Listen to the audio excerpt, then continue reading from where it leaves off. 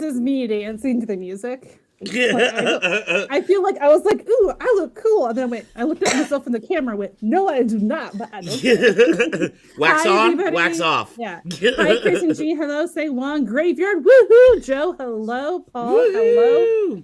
Kristen actually used to be out here in Solano County, and she has moved to Virginia. Same with Paul. Paul used to be out here as well. Oh, okay. Hello from Knoxville tonight. Thank you, Paul, for tuning in. What is up, everybody? What's up? I don't know what was this. I looked like I'm crying. Hello, everybody. Michaela, hello. Welcome back. Good to see your name again. Van, did you have a good week, sir?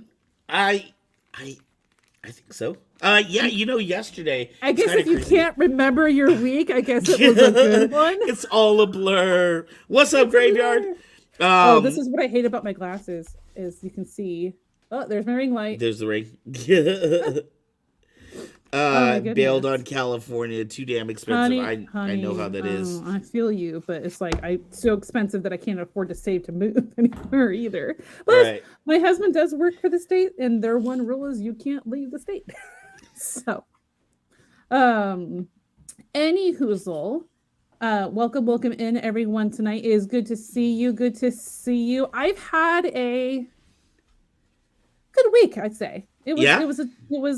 Well, my kids have been on and off sick, and my oldest was out every day except Thursday.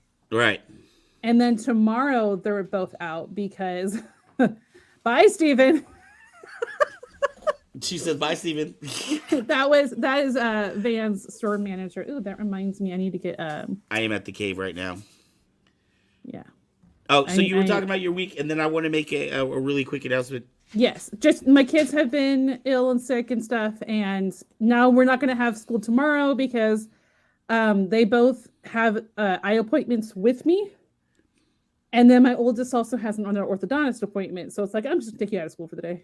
You're just gone for the day. So many appointments. Yes. Tomorrow, my kid will be 14. Kind of scared for that. Oh, my. Happy birthday. I still have that picture of him last May eating into something. Right. At the May, he's like, All right. Hey, really quickly at the top of the show, I want to say that all the people that have left comments so far, Kristen, Paul, Graveyard, Michaela, Joe, Say Wong. Thank you, Kristen. I will tell him you said so. You are in the running for this Saber tonight. Your name, just by leaving a comment, as you have already done, you are automatically put in the computer for the drawing. Now, we used to do where we would let you get up to three chances if you signed in from Facebook and Twitch. We no longer do the Facebook and Twitch, but if you have multiple YouTube accounts, you can get multiple chances at the Saber. I do also want to say, because we had a little bit of a mix-up last month, I do also want to say that if you win the Saber, you are responsible for getting a hold of us. There is no way for us to email you by looking at your screen name. We can't send you an email. So we ask that you go over to Facebook and direct message Kyber Cave or Kyber Cave Productions, either one of those. Kyber Cave Productions is more appropriate, but even Kyber Cave will get you to us. So that Alex Perez, welcome in. He's John's friend. Oh, well, hello, welcome Alex. In, Matt Van Bodegraven's graveyard. And also, you can if you don't use Facebook, you can also message kybercave@gmail.com or kybercaveproductions@gmail.com. Whichever one, it will get to the correct person. Yes. So, but I do want to make sure that 765 subs, so right. Woohoo! We are moving. And so the next Saber we're going to be giving away will be at 800 subs. So stick around, and tonight at the end of the show, we will tell you who wins this beautiful Saber. Before we go too much further, what's up, Dr. Saber? I want to thank TXQ as our sponsor. They are the ones that give us these sabers that allow us to give them to you. Mm-hmm. TXQ, as many of you may or may not know, is the exclusive saber of Kyber Cave. We only sell TXQ. We used to sell mini brands before when we had our shop in downtown Fairfield, but when we moved over here to Vacaville, we decided to do an exclusive deal with just one company. So TXQ is who we really like. And I'll tell you what I like for them what I like about a TXQ Saber is for the money, you just cannot get a better value. This Saber here is $112 on our website, but this is going to have 12 different colors, or as I like to say, red plus 11 others. It's got 10 different characters, sound fonts. So you can choose between Kylo Ren, Ahsoka, Luke, Vader, all the classics. It's got flash on crash when you hit another saber, recharge port, auto shut off, blaster, 10 different blaster noises. And if you look in here, I don't know if you can tell, but it has a very deep socket. It's another thing that I love about TXQ Sabers is they have a very deep socket, which allows more stability on your blade. So somebody will be winning this Saber tonight. You are responsible for messaging us and then either giving us your address, and then I want to say it's $30 to ship this out, or you can come pick it up yourself. Alrighty, well, thank you so much, sir. Yes, all your comments are currently being counted right now. We currently have 10 entries. So that's pretty awesome. Woo-hoo. And without further ado, guess what time it is for? What time is it? Nerdy news! Like the geekiest thing ever. I love it. Okay. First in the nerdy news for the week, Black Panther Wakanda Forever soundtrack is now available. The moment I saw the first trailer, yes, and don't forget to like and subscribe, Graveyard. Thank you so much. Thank you. Which reminds me to put the banners up. Yeah, I was about to do that while you were speaking. Thank you so much, everyone, for tuning in. All right, so Black Panther Wakanda Forever soundtrack is now available. In the description, there is a link to the article that takes you to where you can get that. The first time I saw the trailer, the music immediately had me. It just shows how much music in movies and TV and media in general really puts emotion behind what's being said. And the moment the music started, it's like, I don't want to cry. It was in a sense like we're all having our own kind of memorial service for Chadwick Boseman. Right. When that music started, the characters are grieving, and in a way, it's like everyone grieving. So the music sounded beautiful, and so I have no doubt that the rest of the soundtrack is just as amazing. I have tickets to go see it next weekend, so I'm really I will give my non-spoiler review on Saber Rattle next week. All right, and next we also have behind the scenes episodes. Now it's supposed to be now streaming. I'm professional. Not streaming. No one sees it. So She-Hulk Attorney at Law, there's a behind the scenes episode, featurette, kind of like the making of, which looks really cool, which I just saw the information about this a little earlier, and I was like, oh, I can't watch it. I don't have time to watch it before Saber Rattle. Right. And then Director at Night. So Michael Giacchino, who is a film composer that most of us have seen for like Ratatouille, he did music for Up. He is the composer of those, but this was his directorial debut for Werewolf by Night. And so there is a whole special on him. So there's also a link in the description, an article talking about that. Yeah, so I actually both on Disney Plus. Last night I actually watched both of those. I didn't know that they were there. I was just you watched them. I finished watching the latest episode of Andor, and then I was looking for other stuff, and I saw these. And what's really cool about the Director by Night one is, first off, this guy is well known throughout the Marvel universe. He's composed so many of the Marvel movies, and like you said, Up and Ratatouille and a lot of other things as well. But this is his first attempt at big screen directing. But in this documentary, what's really cool is, unlike a lot of other documentaries where they talk about the process of making that movie, his is about the process of when he used to make movies as a kid. He used to, him and a group of buddies used to make little homemade movies.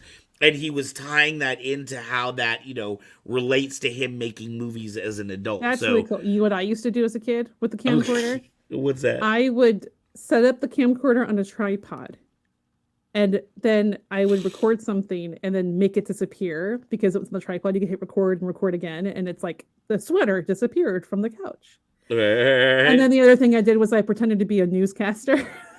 I would literally have my sister record me and pretend I'm like this. And I had a piece of paper with fake news stories that I typed up. Hi Sharpie, how are you? Hello Night Owl, multi-account entry. Woo! And I was like, today in the news, there was a fire at the downtown theater, and like, right. And then I would say, to you, Sabrina, and it would cut to someone it was me.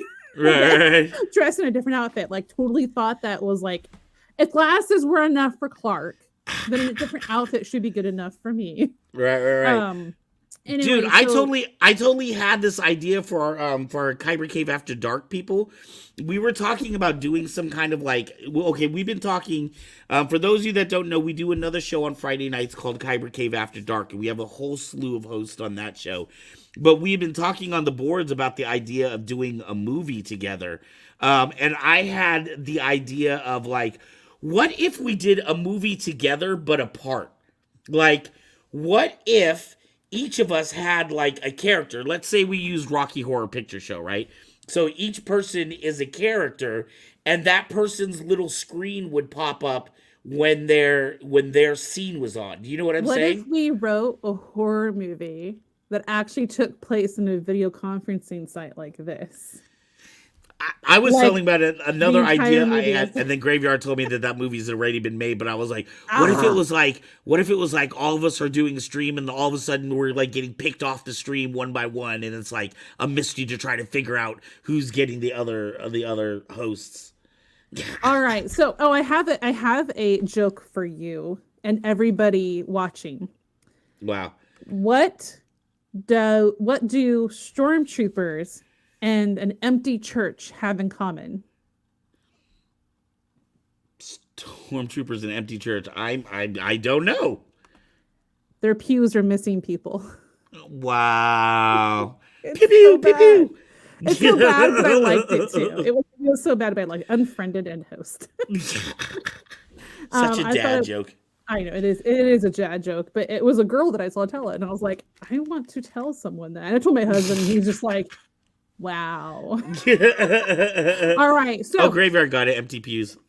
Yeah. Yes. Empty pews. You pew pew. Okay. Moving on. All right, guys. So we have James Kaiser, our producer, who brings us a flow of the show every week. And this week we have St. Helens Parkour Group. Down below is the YouTube video link listed to the actual person's channel they posted it on. But this is St. Helens Parkour Group. So without further ado, please enjoy. Thank you, excited. James Kaiser.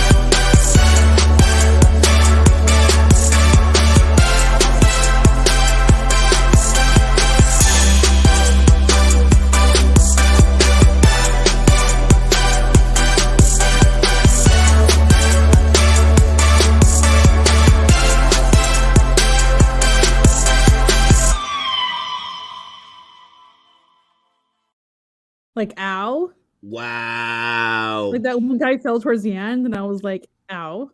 Kristen, I could do the following move too. I'd probably stay on the ground just like that as well. Like just fall on the ground and be like, all right, I'm here. And this is what I'm I'm saying. so excited about that group. I've been waiting for. We've been doing Flow of the Show for over a year now, and I've been waiting for to see somebody mix the parkour elements into their moves. And this is what is the name of that group again? St. Helens Parkour. St. Helens Parkour. I definitely want to interview them and talk to them because they're one of the first groups that I've seen to incorporate the parkour into their moves. Yeah, I think that's super cool. Paul, I mean, so, guys, as people are feeling like I could maybe do some of those, I maybe could have done those a half a lifetime ago when I was doing martial arts. Right. Not now, not after several surgeries and such. All right, so thank you, James Kaiser, so much, a producer, for bringing that to us. And without further ado, would you like to talk about our guest for the evening? Yes, woohoo! Our guest. I'm very excited about this. I know I say I'm excited all the time, but this guest, this is somebody that I have been dying to talk to for almost as long as I've been around the saber industry, which is about 4.5 years ago. I first became familiar with this gentleman when one of our customers brought in a saber called the Bad Axe, and this thing is as bad as it sounds. This thing is a gorgeous curved hilt saber.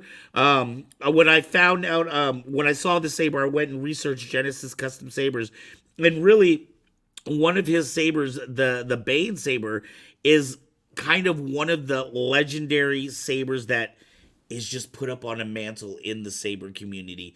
Everybody knows about this saber. Oh, when you come by, when you look at it, there's just a natural light that comes from the clouds, and angels sing around this saber. So I've been excited, and I've been wanting to talk to the gentleman who created all of this. So with no further ado, please give it up for Rob from Gensis Custom Sabers.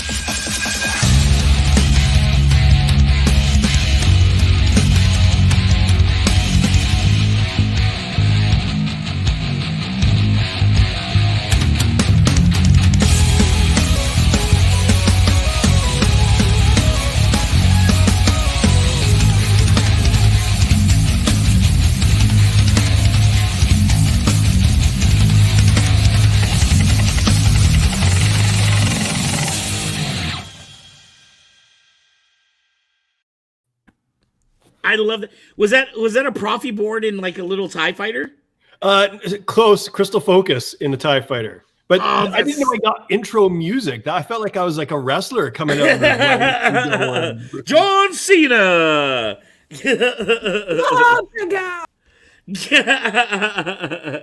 So how you doing tonight? Welcome. How you doing tonight? I'm good. How are you? I am beautiful. Where exactly in the world are you? Well, this is a secret base, so it's a closely guarded secret, especially while we're having some trouble adapting the speeders to the cold. Not quite up to defensive status, so you keep it in a secret. But right. I am, suffice to say, somewhere around Calgary, Alberta, Canada, and there's snow outside right now. Wow. So you do you have? It seems like. I don't know. It seems like a lot of the saber community started in the United States, but I'm guessing in Calgary you have a really strong saber community there as well. Well, we're going back. Like I grew up around here, but at the time I really got into sabers, which would have been about 96, 97. I was on Vancouver Island, so I was like north of Seattle, in a place up there, and so really the internet was what made everything possible, because finding like-minded individuals that were into the same kind of crazy stuff before the internet was virtually impossible. You might run into high school or something, but then when the internet, you could find back in the day were message boards or things like that, and you could all of a sudden connect with other fans who were doing similar things, and you could learn from their technique or develop new techniques. Then forums kind of emerged, and so that just kind of blossomed things from there. So right, and the forums really was kind of the birth of the saber community, wasn't it? Yeah, absolutely. Or at least that's what I hear from a lot of people that have been around this a lot longer than I have. Yeah, I got someone sent me an email after excuse me, I think I posted a saber for sale on eBay, and they sent me an email and said, there's this forum called the Custom Saber Shop. You should join it. And I did. And I think that was 2004. It was the year, 2004. And shortly after, found another forum called fxsabers.com. And both, I think, are still operational today. I don't pop in nearly as much as I used to. Right. But yeah, that was the beginning of finding a kind of an online community and connecting with people that were doing the same kind of thing. And correct me if I'm wrong, but around 2004 is really when this started kind of going mainstream, right? I believe that was when oh my goodness, I'm blanking on the name of the saber It'll company. come to you. Master Replicas. I believe that's right around the time Master Replicas started becoming available to the public. Is that correct? Kind of. Master Replicas was around the same time as the prequels, or as the Phantom Menace. They were, I think, before Phantom Menace even came out. Don't quote me on that. I don't know. I don't have all my dates in line, but there was Master Replicas sabers, and they became like a fairly big thing because they were the first production saber that didn't use really gimmicky, plasticky toy stuff. They were actually a metal replica with LEDs in the blade and a motion sensitive sound card, which was relatively new. Right. And at that time, though, while that was coming out to the market, though, you were already in these groups kind of developing your own thing. Is that correct? Oh, yeah. Excuse me again, I'm just getting over a cold. So around 95-ish, I started tinkering with flashlights in plumbing tubes, with a golf tube illumination. And there was a youth group that I was working with. And so we made these things and fought in the middle of the night. And so that was kind of the beginning of a functional, usable lightsaber. That was not just like a model that you'd made of hardware store parts and put it on a shelf. Right. So that was kind of like a beginning for me. And then finding others online that were using LEDs instead of just incandescent flashlights, and then machined aluminum parts and electronics. And basically, it seemed like every few months there was a new learning curve of something that was available that somebody was trying. And then we kind of all coalesced into a machined aluminum saber with a motion sensitive sound card and LED illumination. Those kind of became the core of what everybody was doing, at least what we had in common. Right. And then, of course, at that time, we were just customizing it, right? We were just making whatever really cool thing could come from our imagination. Right. So you were using kind of found parts at that time. Do you have a background in machining or anything like that? Or no, I'm I think the term would be like a backyard mechanic. So, never been to any kind of engineering school, machining, electronics. My dad was an electrician, so I just picked up stuff from him. As a kid, I made models. I've always been a maker, but for most of my life, that wasn't a thing. Right. So all of a sudden now it has a name. Right. Do it for a living, so. But so for me, I don't have a background in any of those things. I just dabbled and learned as I went. And the nice thing about the online community was I had access to online friends who were professional machinists, professional engineers, electronics engineers, people that I could go to that and actually knew what they were doing and could inform my, little playful tinkerings. Right. And at that time, you weren't using like sound cards, like CFX wasn't even thought of or anything at that time, right? Well, it was one of the originals. So Irv at Plector Labs, my first memory with him was hearing about this Crystal Focus sound card, the original. And I didn't even get in on that ground level. My first sound card from him was a Crystal Focus version 2.5. And before that, what we had been doing has been cannibalizing the Master Replica Sabers, taking out the sound card and installing it in whatever we wanted, and then using that platform. And so then a programmable, customizable sound card that was light years better than that was a dream. But I mean, at the time, like you said, as a hobbyist, I don't want to drop $100-$150 on a sound card. I wanted to try to do this as much with free junk as possible. Right. But it just became overpowering, this draw to get in on this. And so I got my first sound card from Irv Plector Labs, Crystal Focus 2.5, and was so blown away that I just I ended up working with him on research and development just to try to get a discount. He would send me a couple of sound cards and I would help him out, with some troubleshooting or some new features or whatever. And we've kind of had a great relationship ever since. Right. At what point for you did you realize? Because when you're doing all this, you're doing it more as a hobby, right? This is just something fun for you to do. Yeah. But when did you really see the potential that this could be a business? It was gradual over a number of years. So, like the way I tell the story is initially, like you're right, it was a hobby, and in order to make a saber that was more than really what I could justify spending, I'd make two. The first one, prototype, make it, sell it on eBay, sell for $150, woohoo, and use Right. that money then to buy what I wanted to for my own. And so that was kind of my early financing option possibility. And then I don't know, there was probably around 2007. I started. I think I sold my first saber for over $2,000 Oh, somewhere wow. 2007 and 2009. So all of a sudden, I was tweaking to people. It was over 1,000 for sure, but people wanted some of the stuff that I was doing enough that they were willing to bid it up on eBay. And so at that point, all of a sudden now I had money coming in that I could spend on tools, and I Right. could actually learn how to properly do something instead of hacking it. Um, and so one thing led to another, and then it became really a self-funding hobby. And then right around the time we had our first child, we wanted to buy an expensive stroller that we couldn't afford, and so I made a special saber, sold it to pay for this stroller, and I realized, you know what, this could be a part-time job. Right.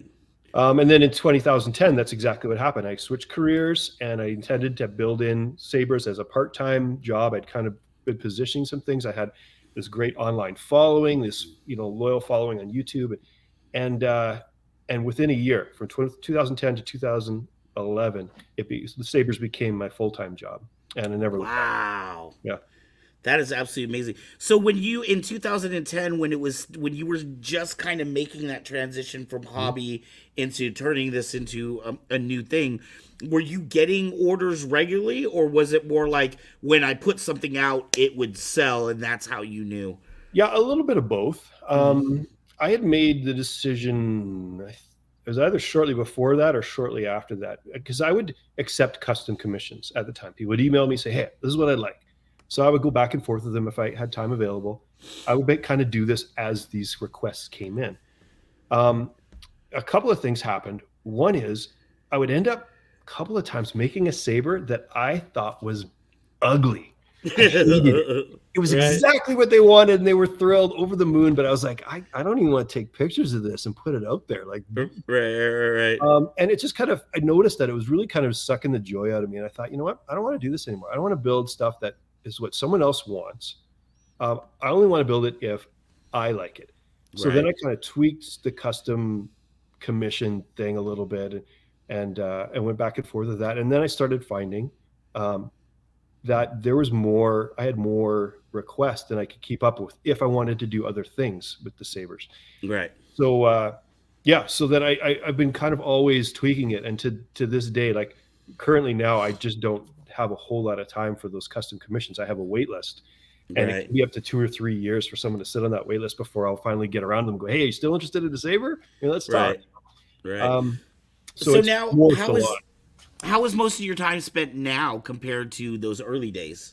Well, Bill Duran from Punish Props did a really good video years back of trying to do this professionally. And what most people don't realize, when they pay for a custom prop and they see this price tag, they don't realize that they're paying for the space for me to work. Right. They're paying for me to be the CEO, the accountant, the mail boy, Right. the designer, the Right. builder, the janitor.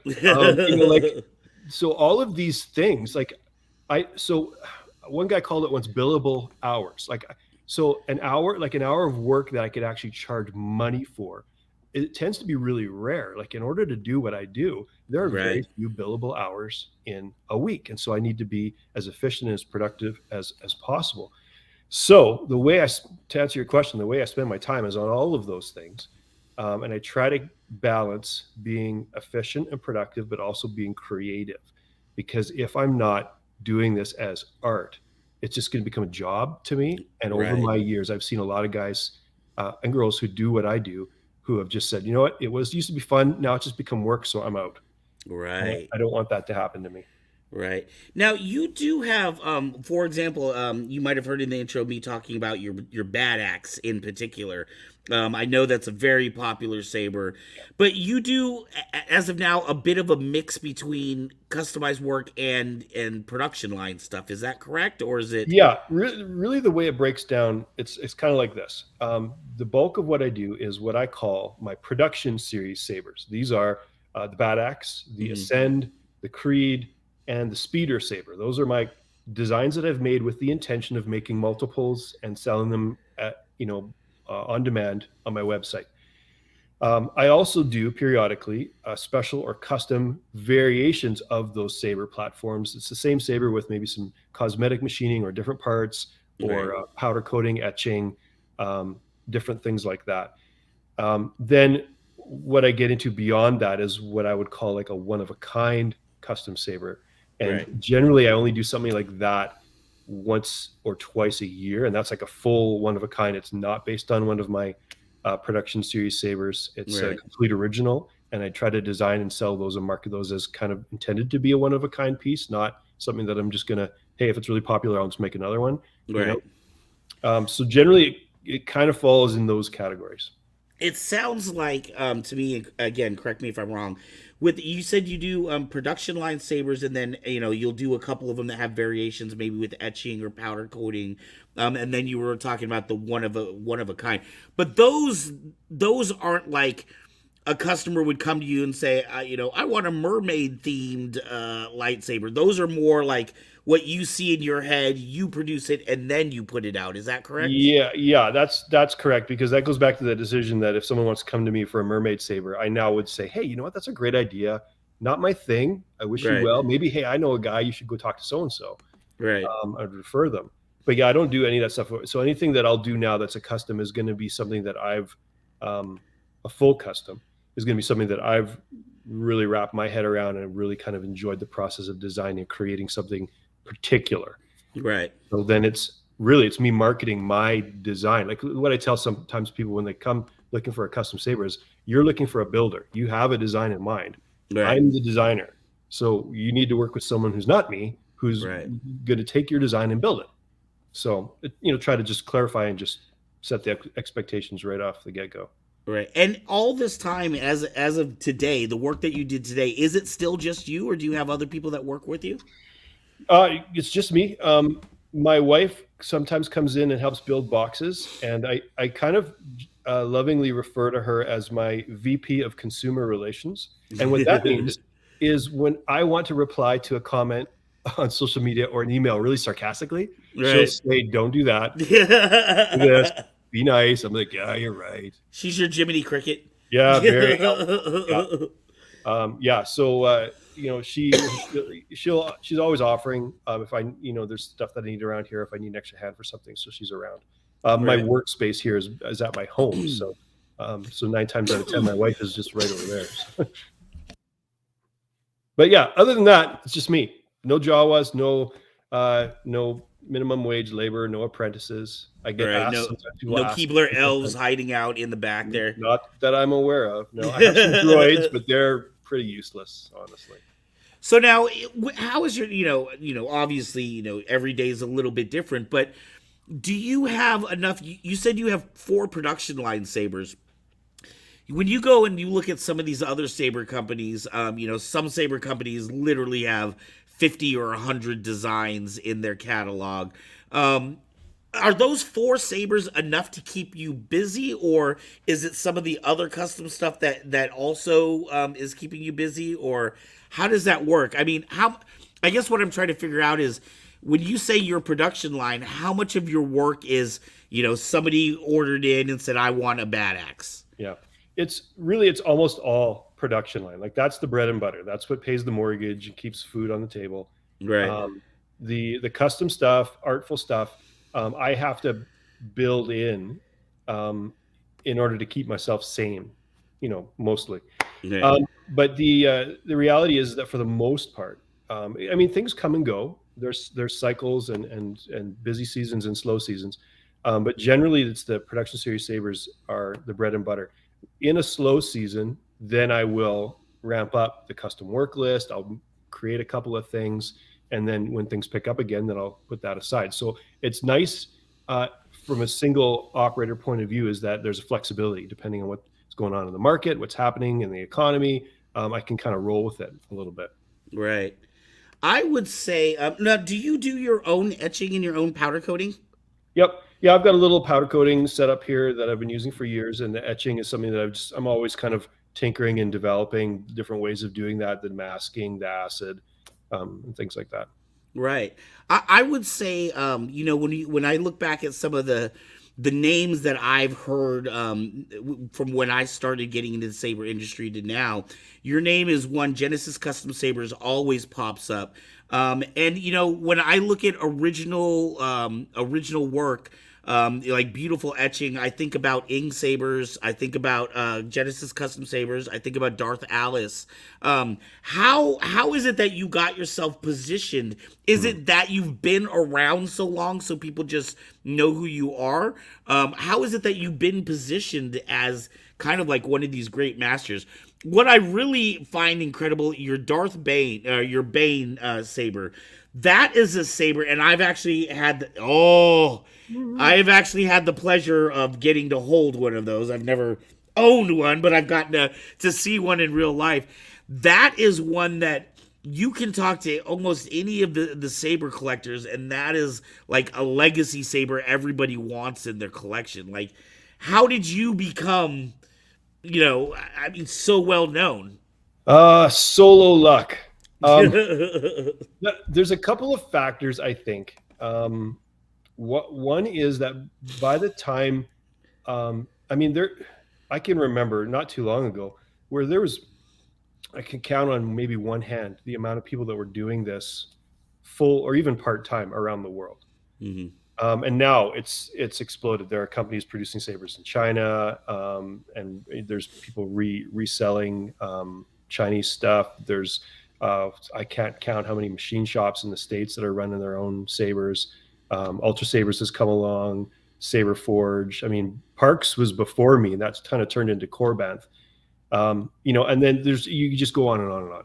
Right. So I have colleagues over at Vader's Vault who I remember talking with them. We had a kind of what we call the Saber Summit back in the day, but this even goes back before that. And they were envisioning expanding, hiring staff, achieving things that they couldn't achieve now, being able to do more stuff in-house. And so they had this vision of creating a business. And I remember talking with them about it and just thinking, you know what, that's not what I want to do. I want to continue to be the artist, work at home, do my own thing. And so we've stayed friends, but we've really, there's been a contrast of the way we've tried to approach this. Right. And I think both of us have done really well and done excellent work, but a completely different business model. Right. So to answer your question, when things kind of got bigger and more people started coming on the playing field, I had the advantage of having been around for so long that I had a YouTube channel that had already been around for 10 years with a certain amount of followers. I had a website that had been established and a domain name. And so in search engine optimization, it comes up because you've been around for so long. Right. So that kind of gave me the ability to be able to produce stuff that was just seen by more people. And that's not the reality so much now, but I think that's allowed me to continue to have momentum. And then as long as I'm creating things that people like, ultimately that's the other piece. If people stop liking my stuff, I'll fade into obscurity. Right. But I'm blessed and fortunate that people still like my stuff. They still want to pay, my prices. They recognize that they could get something that to some would seem similar for a much less price, but that's not what they want. They see mine and they want mine. Right. And so the only way I can do that is instead of trying to get bogged down by competing with looking at what other people have or what people say they want, I just make what I want. I make the best stuff that I can conceive of, made the way I expect it to be made with my standards. And as long as people respond to that, I can keep doing this. Right. Excellent. So, okay, so you have, say, roughly 4 production line sabers. the last saber that you designed or created, how long ago did you design that saber? Well, more recently in terms of production series sabers, you've got the speeder. Yes. But this is basically built off a design that I made back in 2010 or 2011 for Corn Horns saber. I invented a speeder bike saber, but it was limited by the parts I had available at Custom Saber Shop and the things I could do with it. So I really wanted to revisit that design and make it a little more sleek, make it a little bit more achieve what I kind of had in mind originally. So I Right. kind of went at it again with new tools, new partnerships, new abilities, and I was able to create this saber, the speeder that functions on my kind of production series sabers design platform. Right. And so it's the newest design, but it's kind of a remake of an old design. Right. Now you still don't have, like, do you have a CNC machine there? No. Okay, so do you say design something else and then you go with another manufacturer and they help build it? Well, not Okay. exactly. I have a lathe behind me. It's actually literally over 100 years old. Sears Oh. Roebuck from 1960, 51 or something like that. Wow. And I used to use that for prototyping and cosmetic changes, but really over the last probably 6 or 7 years, I just will design something based on I use a CAD program called Onshape, which is kind of a cloud-based version of like SolidWorks, and so I'll design that, and then I have a couple of machinists that I'll work with, and also basically send them from some files and say, hey, what about this? Do you see a problem building this for me? What issues? And then we'll go back and forth, make a couple changes, and then they'll make a small run of prototypes for me. Generally, that's fairly expensive to do with a CNC shop. So then what I do with those prototypes is I'll make them up with some special bells and whistles, and I'll sell them as an advanced special edition of something coming. And I have enough of a following that people want to eat that up. Then I'll use that money to actually get a bunch made and then start putting them into production. Nice. That's the secret. That's the secret sauce. Nobody tell you. Heard it here first on Kyber Cave. Hey, I want to go back a little bit. There was a couple of questions from audience members. Yeah. Give me just a second. Thank you, Metz. Do you do anodized coatings? And the second one was, do you do engrave things on sabers for customers? Which I think we talked a little bit about, but well, first question, I don't do any anodizing here in house.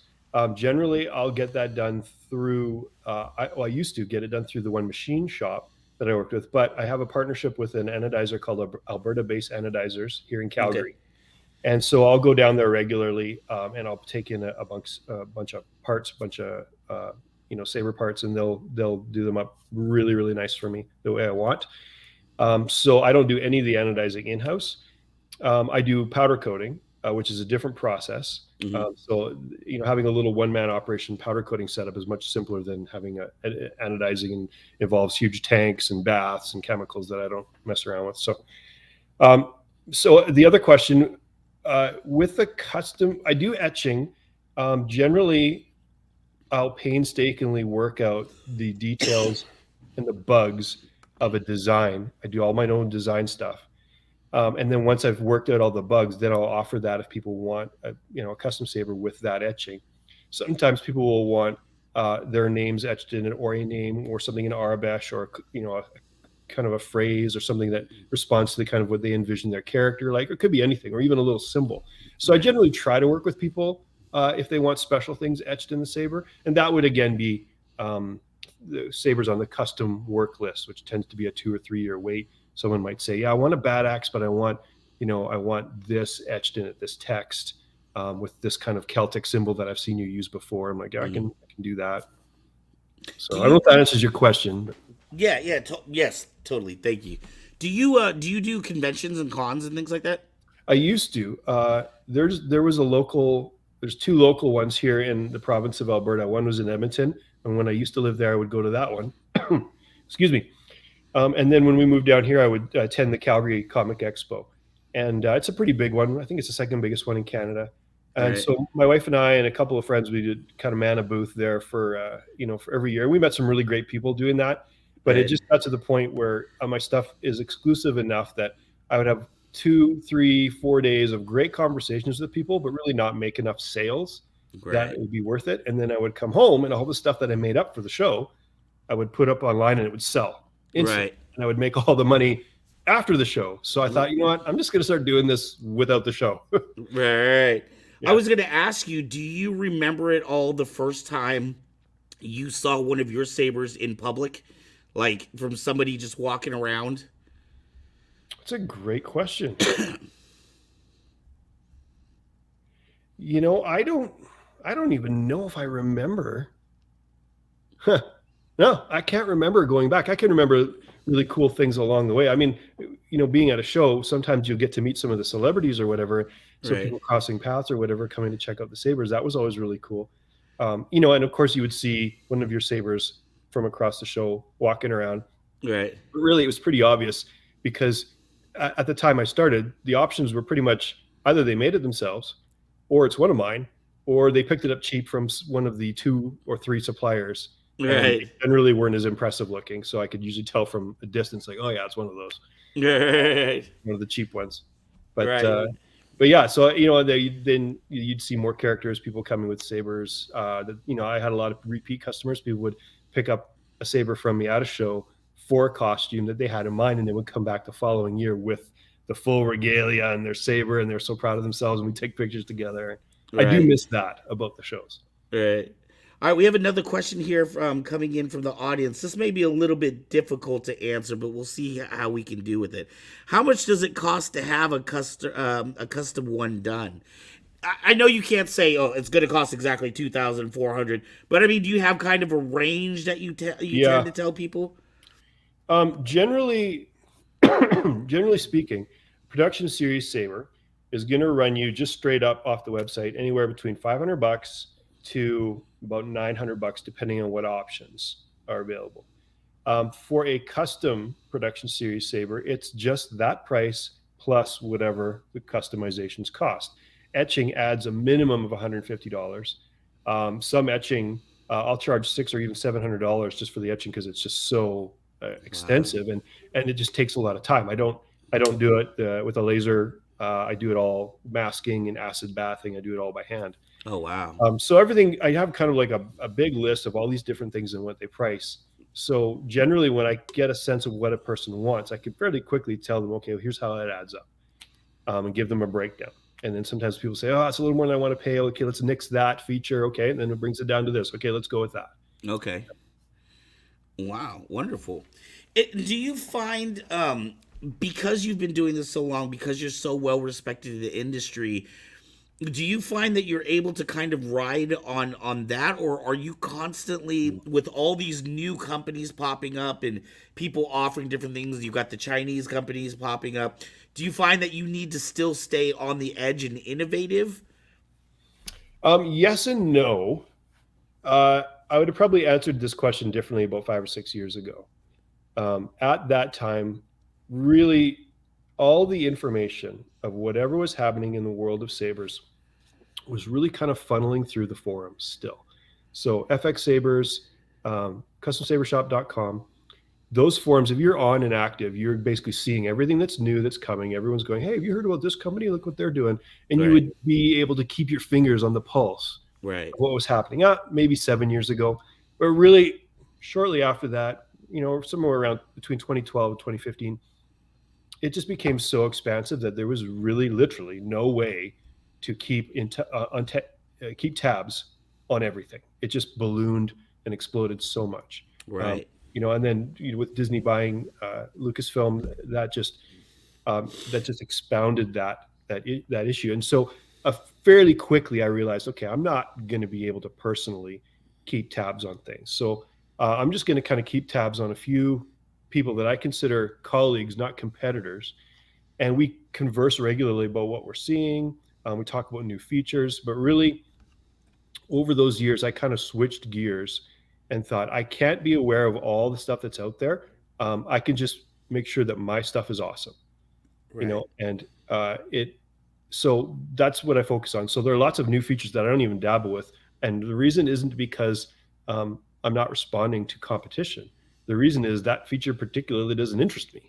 So I'm going to only invest my energy in what really captivates my imagination and completes my picture of what I want from my sabers. And I recognize that there may come a time when the limitations of me doing that mean that the world just passes me by. You know what? And I think I'm at peace with that. You know, I'm just going to keep doing my thing.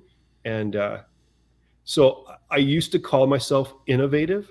I don't as much anymore, not because I'm not innovating new ideas and new techniques all the time. It's just because so many other people are, right? So, yeah. Great. I don't know if that answers your question. Yeah, no. Oh man, dude, this is I'm having so much fun right now. Me too. I want to talk to you in particular about the Bane. That saber is so, and I'm sure you of all people know how iconic that saber is in the community. What do you think sets that saber apart from so many other sabers? You have one next to you, right? You mind showing everybody who might not be familiar with that saber? Okay, so I'll give you the whole story. Why did it just turn on? Oh yeah, I have one of the features of these crystal focus that I was experimenting with is a motion activation, and so with the slightest motion, no, it won't do it. Except for when you speak comes on. But I happen to have it set on that, and so if I put it down, it's going to go off and freak me out. But anyways, crystal kind of glowing in there. Right. Story of this saber. Let's see, where do I start? There's a whole lot there. Okay, I'll start with kind of how the conception, because I think the story of how I conceived of this saber is part of, I think, why it resonates with the fan base. I'm a big fan of the expanded universe novels, and I think now, having watched all the Disney era films, I'm still a fan of what's now called Legends. Right. And I think for the most part, they're better stories, more captivating to me. And I recognize everyone's got an opinion, and I don't get sucked into the drama. Right. But with some of those novels, there were incredible descriptions of ships, places, people, lightsabers that did not have a corresponding visual reference. You couldn't just look it up and go, that's what that planet looks like, or that's what that civilization built, or that's what that lightsaber looked like. Right. I mean, there were several that really stuck out to me, and one in particular, I've done a couple of them. One was Darth Bane's saber, as described by Drew Karpyshyn in the Bane trilogy novels. So I recognize the Bane character was around in Dark Horse Comics before that, but I was never aware of that. So there was a two-handed Bane saber. That was a reference image that you could probably find if you look up there. But Drew Karpyshyn described Bane's master at the Sith Academy on Korriban finally recognizing his talent to the point where he handed him this personal curved or hooked, he described, lightsaber hilt. And it also describes Bane as a powerful, large man that employed many different fighting styles. But I just imagine something that could be used two-handed that resonated with the words curved and hooked. Right. That's all I had to work with. And I thought, I want to create something. Around the same time, I was on one of these forums, and there was a design contest with a few of us. And we thought, okay, let's design a brand new saber, and we'll throw it up there, and we'll judge each other's work and see who wins. The Bane saber came in second place. Wow. To a guy named Eric, who designed at the time, what did he even call it? It was like design based. It looked like an F-16 engine. I can't even remember the name of it. People who follow the work, have been around for a long time, would know what I'm talking about. Anyways, that one won. But and I don't begrudge him at all. It was brilliant. But the original Bane saber design, the images that I put out there in the video, it just seemed to hit a nerve with people who were a fan of those novels and were frustrated like I was with no visual reference for this saber. And the artwork on the novels was awful. And I later learned, having met Drew Karpyshyn and talked to him, that the author has nothing to do with the cover art. But there was no visual representation for the saber. So when people go looking online, they were like, it would connect the dots. That's what I think it would look like. And they would respond to my image, to my video. And so it quickly became by far my most popular saber design. And I think that's why. I think it filled that niche of, making an actual physical image or physical object, Right. something that's described in the novel. Well, what I find so cool and so interesting about your Bane in particular is it's kind of like taking something from the imagination, taking something that doesn't exist in the real world, putting your own spin on it, and now that is the standard for what that thing would look like. Well, that's been enormously gratifying to me, because you just described the design process. That's what designers do. They take something that's out of their imagination and make it real. Right. So for me, with the imagination of the Bane Saber and then the work with that, and then having so many people respond to my design, is just, as an artist, is really gratifying. It's just, I kind of feel like, yeah, I nailed it. I nailed something there. Good job, me. You're working in a vacuum unless you get some kind of feedback. Right. And so instead of trying to put this into production as some kind of production Saber, I've just decided that I want this to always feel special.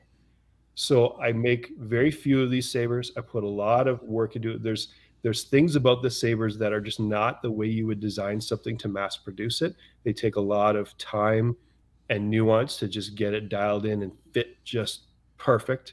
And I enjoy that. I enjoy putting the extra work in and then having something that I can sell for more money because it's special. So they're numbered now, stamped with a number, and and so there's a select few people around the world that have one of these things going back, and it's become, I think that's kind of added to the mystique of this sought after Saber. Right. Would the Rob from 10 years ago be happy with the Rob now? Is this where you wanted to be, or had you envisioned maybe being one of these big mass producers in the beginning and changed your ideas over the years? Or that's a great question. I don't know the answer to that. Trying to remember Rob 10 years ago. I feel like 10 years ago. No, 10. Yeah, I'll answer yes, and here's why. 10 years ago would have been 2012, and from 2010 onward, this art, this business, went through fairly quickly several stages. And the first was 2010 to about mid 2011, and that was the I don't see how this can work phase. And that was typically my conversations with my wife. We sitting up late at night, drinking a coffee or whatever, going, I don't know. I don't know if this can work. I don't see this having a future. Right. And then it switched around 2012 to, this is actually working. This is, I don't know why exactly, but the bills are getting paid and we're not starving. So this is working. And then by 2013, it kind of moved into like, I could actually see this continuing. And I feel like that was kind of getting us over the hump of like, can we do this? Right. Make enough of a living to feed our kids and other important things. So that Rob at that time I don't know if this is going to work. Looking back now, seeing, yeah, this has worked. Right. I don't know if that's an answer to your question, but that's what I got. No, that's great. That's great. Do you have, I know that in the beginning when this was a hobby, this was a creative outlet for you, but now as this is your job, do you have other creative outlets? Do you play music, or are you a painter, or maybe you love to do gardening? I am starting to enjoy the gardening a little bit more. I had a great crop of tomatoes this year. After this was clearly moved into full-time work, I remember saying to my wife, lightsabers has been my hobby for so long. Now that it's my work, I kind of feel like I need a new hobby. Right. So what's ended up happening is, since I've realized that beyond being a lightsaber designer, I'm a maker. I imagine things, and I want to tinker, and I want to see what I can do, what I can come up with. So that's expanded into, like, for a while, I painted a few Nerf guns. And if you've ever had, taken a look at a Nerf gun, sometimes they're really detailed, and you use model maker techniques and you paint them up, and they can look pretty cool. Right. And I remember thinking, like, should I spend work time Yes, because it's not paying the bills. But what I realized is if I step back and realize, okay, I'm an artist and a maker, this is engaging creative juices. And if I allow that a certain amount of room to play, what inevitably happens is that leads to new ideas and new Right. experiments and new thoughts, and ends up informing or transforming the way I make money. Right. And so I've looked at that with a lot more grace than trying to just say, no, that's weekend stuff. I need to focus on work. So I try to allow a lot of that creative stuff. So everything from painting Nerf guns to building other types of props, to Celtic and Norse artwork, sketching, leather work, all kinds of stuff that I've dabbled in that in some way or another has informed how I make money. I even got to work. I don't know if you know this. I got to work on. Oh, I'm wearing the shirt. I got to work on Ghostbusters Afterlife for 4 days. Woohoo! With a prop team, which was really cool. I learned a ton of stuff there. I don't pretend that I was brought in as some expert. I was just lucky enough to have some people in the know, and they needed some help, so I got to work on some of the props. Wow. But that was a really cool thing. I wouldn't want to do that for a living, but it really kind of gave me some new angles and new insights into prop making and realism and things that I really enjoy. Right. Hey, Rob, we're running a little bit over. We're coming near the end. I'm just having so much fun. I don't want to get off this interview, but I want to ask you: do you feel like having your own saber company, and especially one that's so well recognized, do you feel like that's limited you at all, or do you feel like it's open avenues? So, for example, you said you're a bit of a tinkerer, right? Let's say you wanted to come up with a new idea for a little engine or something like that. Do you feel limited because you have the Saber company that, oh, I really need to be innovating for my Saber company? Or do you feel like maybe it's actually opened the doors more because now you have time to tinker on other things and maybe even an outlet, right? Maybe you could sell this thing in your shop, even though it's not Star Wars related. It's a great question. I think to me, the answer is pretty clear, and that is no. I don't think it's limited me at all. I think if anything, it's given me a platform. It's given me an audience. It's given me comrades and partners that I can bounce ideas off of, all kinds of ideas. And I'm a firm believer that who we are is far more significant than what we do. And so for me, designing lightsabers is what I do, but a creative, an artist, that's more of who I am. That's why I've been placed on the planet, as far as I can tell, at least to some degree. And so in discovering, we're all on a search for meaning and significance. So for me, the art that I do is really an expression of reflecting the artist, the great artist who I consider as the creator of all things.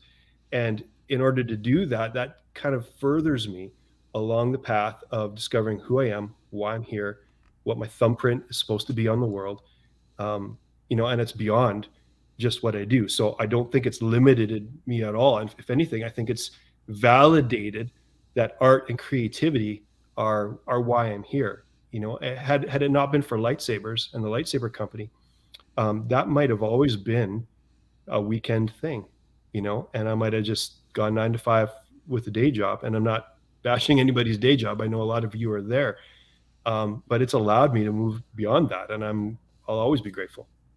Fantastic. Man, I've had so much fun talking to you, Rob. In closing here, and we're going to add all your information. We have a fantastic director. She's going to put all your website stuff and info down below so people can reach you. But do you have any closing, maybe words of wisdom, or if there was something somebody could have told you at the beginning of this process that you wish they would have said, what would that have been? Excuse me. I don't know how to answer that. I don't know, but I know one thing I get asked a lot, and that is, how do I do what you do? The answer is really simple. You just do it. If you're looking for a way to start a business and have it successful right out of the gate, that's really, really challenging. I'm fortunate enough to have done this for so long as a hobby before it was really popular that I had a launching pad in order to launch a business. A lot of people don't have. Right. So it's not just a simple thing, but if it's something that you love, just find a way to do it.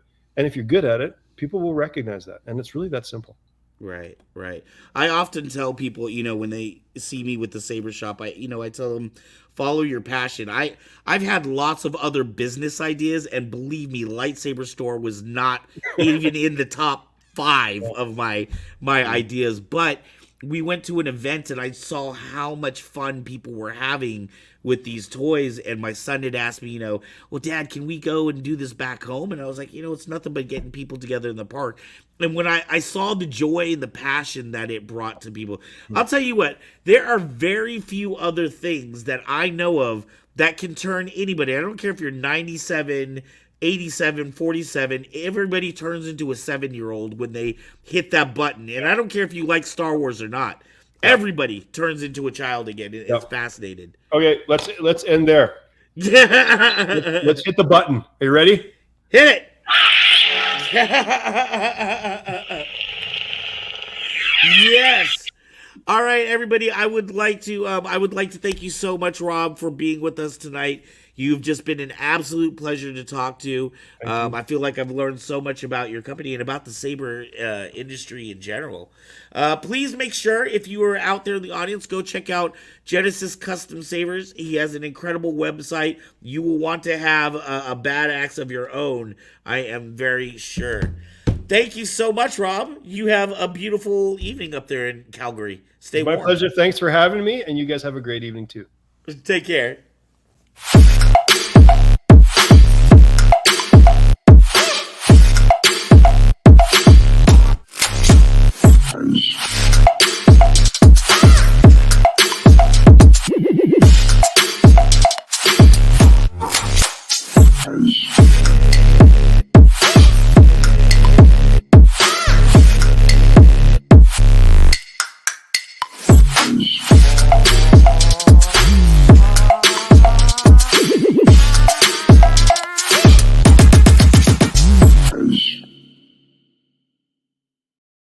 Hello, I'm back.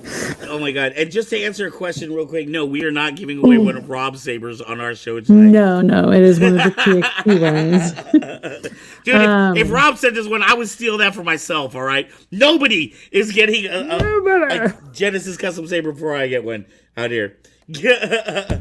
And by the way, the other cool thing, dude, he has the coolest workshop ever. Like the video, it looks the intro, really the outro. cool. And when I showed parts of it and the things he was making and like dirtying up the little things to pull out. So jealous. It looked really cool, and all I could think of was like, this is my coolest thing that I have. I guess like this area. My cameras are back there, my V mask, like that's my nerd. I remember the first time I ever saw a Genesis custom saber. One of my customers, because when we first started, we sold mostly Ultra Saber, and one of my customers brought in a bad axe, and I was just automatically like, "Oh, this is the coolest thing I've ever seen." I've always been a fan of curved hilt sabers myself, but yeah, bad axe is definitely, and that Bane saber. I was fortunate enough to see one in LA. I feel like I'm talking about a celebrity or something. This is just a lightsaber. I saw one of these in LA, and it was like being in the presence of greatness. That's cool. That's cool. Well, thank you so much, Rob, for coming in and letting us interview you. Although it was me and Van doing the interview, I just get to sit and watch. You set it all up. You make sure it can all happen. I try. And yes, we had a question if that was one of the sabers given away. No, but we are giving away a saber tonight. I'm very, very excited about that. It's been counting the comments ever since we started. There it is, right there, that beautiful saber right there, the seeker. So next on our schedule, though, before we do giveaways, is Kevin Hogan, our producer, goes to conventions every week, and he has given us a report every week. So thank you so much, Kevin Hogan, for the support, and everyone enjoy. Woo! Hello, everyone. This is Kevin Hogan from Northern California. Another episode of California Comic Con Adventures on the weekend of Saturday, October the 29th, 2022, we went to see YumiCon at the Palo Alto Event Center, Elks Lodge there. YumiCon had taken a break for the COVID pandemic for the past 2 years there, and we got a great chance to see their fun events there with the cosplay contest going on there. They had panels going on there, their vendor hall going on, and it was a great fun seeing all these cool cosplayers there. I myself walking around as Marty McFly from Back to the Future there. For those of you going to South Bay events there, do be sure to still check the events websites ahead of time. Many South Bay events are still requiring masks and COVID vaccination proof still there, so do be sure to still check those ahead of time there to make sure that you do have the proper documentation with you when you do go to these events there to plan ahead there. But we still had fun getting to see all these very cool creative causes there. We're looking forward to more fun events there at YumiCon in the future there. Also that same weekend there on October the 30th, we got to see Tri-Valley Halloween Con there over in San Ramon there.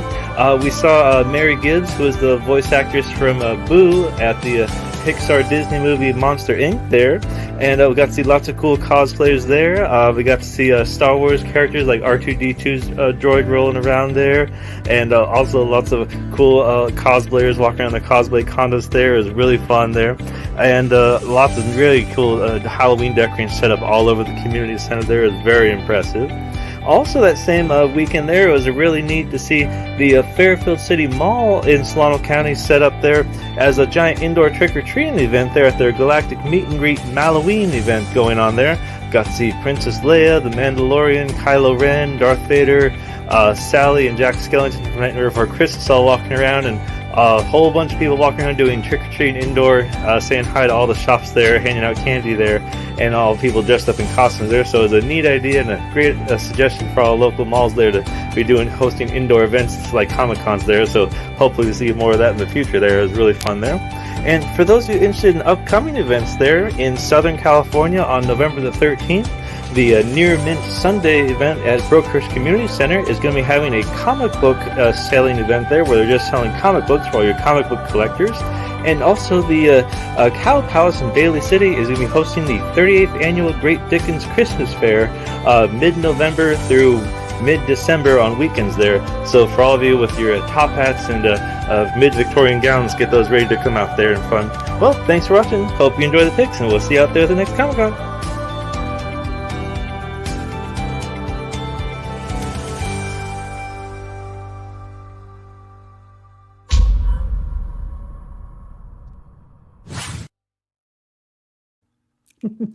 I love all your little outros and My little Other outros. people may not notice, but I notice. I want you to know I appreciate you. Thank you. Hey, I Thank want to you, Kevin remind Hogan, people, who was in our chat too. Thank you. Yes, thank you, Kevin. We appreciate your report every single weekend. I don't know what we do without Kevin. I do want to remind people too. We have a Patreon page. For as little as just $1 a month, you can help support this show as well as 4 or 5 other shows that we have going on right now, including brand new shows. We have at least 2 or 3 more shows coming up. Yes, so we for have, as little as $1. 4 shows going, 3 lives, 1 upload, and then we have other shows up in pre-production kind of stage. Exactly.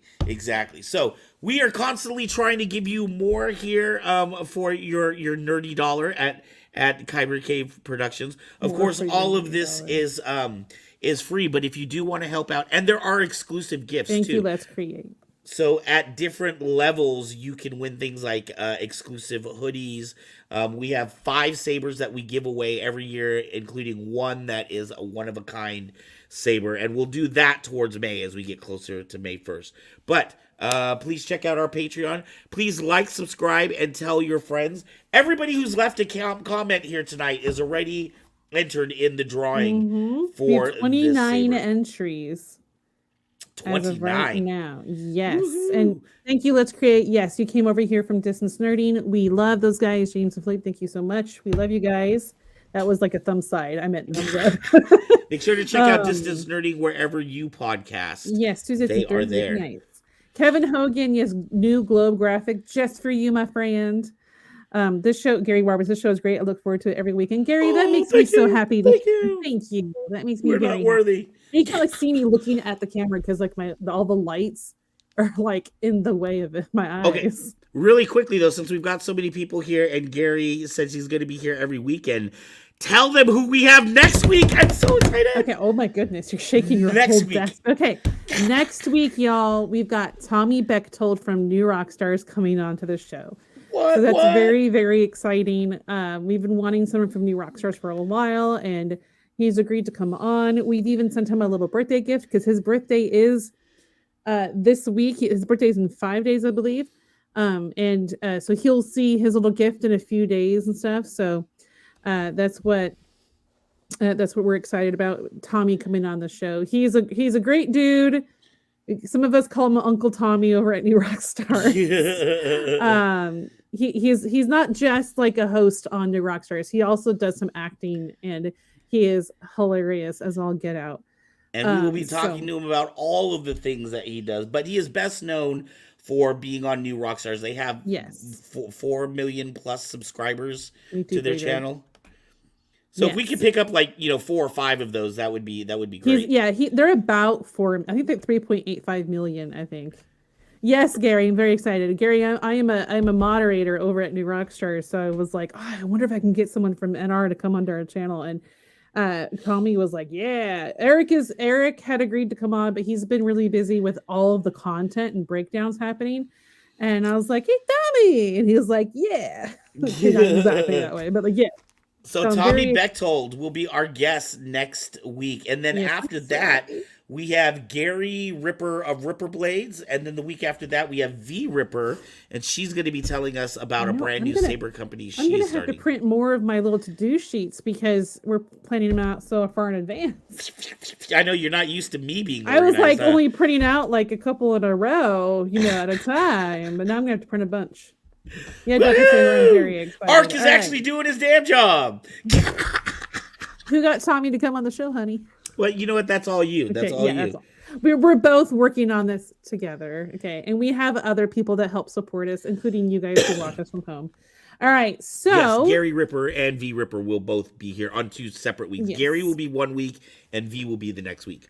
And before we do our giveaway, guys, don't forget that on Wednesday mornings, we have Kyber Cave Gaming stream that happens. Forrest is doing a Last of Us playthrough with several of our hosts, kind of cycling through our hosts in a sense, that he is editing and uploading. And then we also have After Dark on Friday nights at 8 p.m. Pacific. That is our 18 plus recommendation, as there is adult topic and content and adult language even allowed. Despite the slip-ups we have here every now and then. Yeah. I don't know what you're talking about.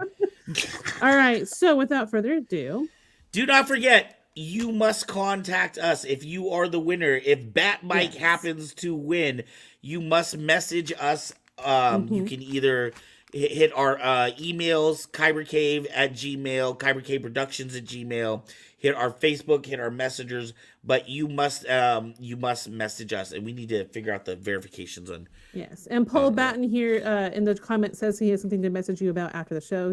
A flow for you to check out. All righty. Just so you know, James Kaiser is the one that does our production on Flow. Yes, so if James you have an Kaiser artist, is the one that does it. Yeah, if you have an artist that you want me to check out, I would most likely be forwarding that to James Kaiser. He's the one that makes the last decisions on it. He is the brain of that. I think eventually it would be cool for all of us to have like Ark at Kyber Cave Productions, Ark at Kyber Cave Productions at gmail.com or something like that, right. At kybercave.com or something like that. All right. So, okay, without further ado, guys, let's count down. 10, 9, 8, 7, 6, right? 5, 4, 3, 2. How do we suck at counting? I don't know. I didn't have to take just drum roll. Drum roll. All right, hit the button. Here we go. If it comes up me because I commented once, I'm ignoring it and drawing again.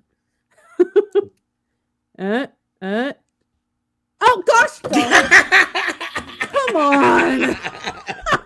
I am doing that again. Okay. All right, let's do it one more time. One more time.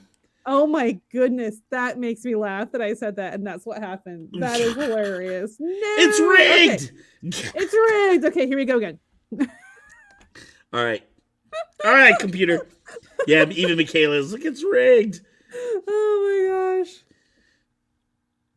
Hey, John! Hey, John! Woohoo! Oh, yay! John, Yay, you John! are the Woo-hoo! recipients Woo-hoo! of this lovely saber. We will get a hold of you. Well, I know who that guy is, so I will talk to him, and we will figure out. You guys already have chatting that you're happening together. Yay, John! That's so exciting. I know we were like a couple of us were like pitching in for him to hope he wins. All right, this is definitely John's first saber too. I'm very excited. Thank you, Thomas Barlett. Yes, I'm the winner in my heart, no matter what. You're a winner every that's week. Awesome! Yay! Woo-hoo! That makes me happy. All right. So just as a reminder, we actually give away a free saber every 50 subscribers. And actually, we're ahead. Let me go look on our thing. We're ahead right now. We're about right. Okay, let me. We're at 768. Yeah, 768. So we're only what 32 away from the next giveaway. Yes. Guys, so share it with your friends. Tell us, tell them all about us. That is right. Oh, I figured, Michaela, I figured he might be asleep by now. It is kind of late where he is at. So right. that is exciting. He is getting the seeker. Woohoo! Yes, please let your Yay. friends know. And also remember, too, even if you can't watch us live, I do realize we come on late. We're out here in California, but we come out late for some of you other people. You can always go back and watch our past episodes. In fact, I would ask and please encourage you to watch a lot of our past stuff. We have so many different types of shows, cosplay builds, interviews, Kyber Cave After Dark. That's a whole separate category. Yes. Let's Create's asking, do you do this every stream? We only do this for every 50 subscribers that we gain on YouTube. We reached 750 since last Sunday. We're actually at 768 already. So once we get to 800, we will be doing another giveaway. So make sure you tell people and subscribe and such. The problem, if more people show up on this stream, the less chance I'll win at a lightsaber. I mean, that's technically true. So don't tell anybody. No, tell everybody. Right. And I do want to let you know, too, once we hit 1,000 subscribers, that number will be changing to every 100 subscribers. So right now, as it's under 1,000, we're doing it every 50 subscribers. Once we hit 1,000, we'll be giving away every 100 subscribers. Yes. You sent John a screenshot. He's going to be so excited. I'm so excited for him to see. I can only already imagine the Facebook post he's going to make probably about it. All right. So guys, every stream of Saber Rattle, we end our evening with the talk of the town, which are Star Wars related TikToks in some aspect. And I was doing ahead of time work. I already have 2 for next week too. Woo! What is this? I am old. My goodness, I am not cool. Not cool or hip. Oh, we think you're cool, Mets. Thank you. All right, everyone. If you think I'm cool, I mean, it's okay if you put it in the chat. It's okay. Oh gosh. All right. So thank you so much, Rob, for coming in. Thank you, James and Kevin. Congratulations, John, for your you'll get it at some point, that Mike. Thank you for coming in, and I'm so glad John won a saber. Paul just sent you the link to forward on to Mr. Kaiser. Oh, okay, great. So we're going to end our show now, guys. Thank you so much and have a wonderful evening. We will talk to you later. Thank you for tuning in. Bye. And thank you, Rob, from Genesis Custom Sabers. Yes, thank you, everybody. So much. His information in the description below. Bye. Peace.